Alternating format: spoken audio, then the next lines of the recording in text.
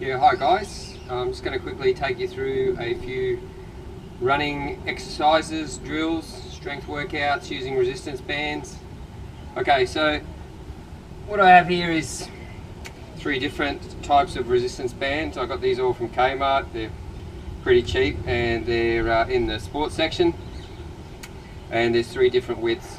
So the wider the band, the more resistance you get. So if you're new to this, I recommend just using the smaller band. It's only $6, and then as you get better and better at the drills, progress to stronger bands.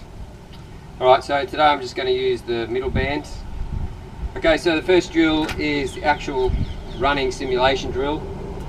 So all you need is a pole like this one on the fence. I'll just sort of do a bit of a knot around there like that. Then I'll step inside the band and have a bit of resistance on the waist, like that. So all I'm going to do is run against the resistance of the band, with the key goal is to work that driving flexion at the hip, pushing off, extending and driving. Alright, let's go.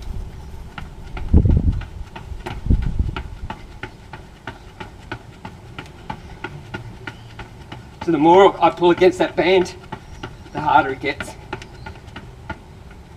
So I'll probably do that for about 30 seconds. Ideally you do that at home, and then I'll go out and I'll just do a couple of 100 meters of running, just get the feel for that drive, push off, come back, band on again and do some more. Okay, so what I'll now show you is some other strength exercises you can do with the resistance band to help you running out as well.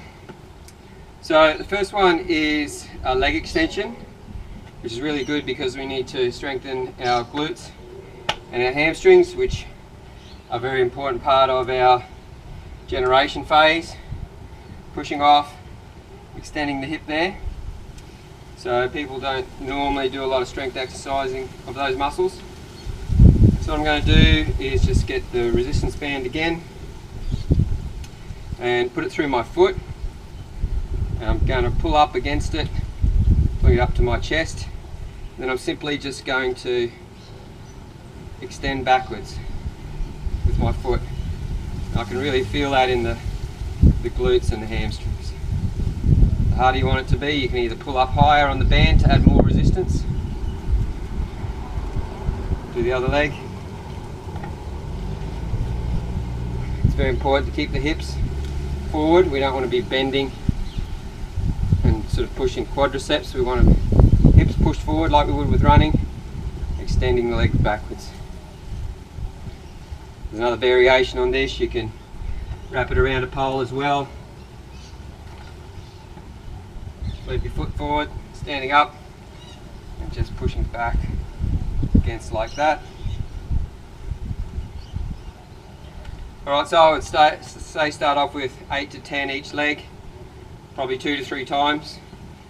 And as you get better, you can move up to 15 each leg, maybe 3 to 4 times. As that get easier, then progress to a thicker band. So finally, another exercise you can do is the squat. Now you can do the squat with a body weight if you want. Now one important thing I think with the squat, if you're going to do it specifically to help you running, a lot of people just do squats and they'll come up to there, they won't straighten the legs.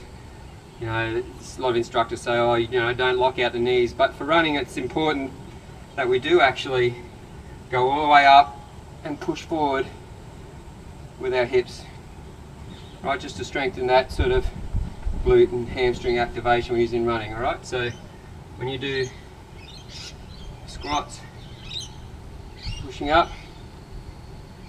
Alright, now body weight squats get a bit easier for you. Just grab a resistance band, put both legs through that, pull it up tight. Right, that way, as we squat, there's a bit of resistance as we pull up, particularly at the top there. Alright, Again, the thicker the band, the more resistance you get. You could probably do again 8 to 10 of those, 2 to 3 reps, and progress to more reps or thicker bands. Okay, I hope you found that helpful. Catch you soon.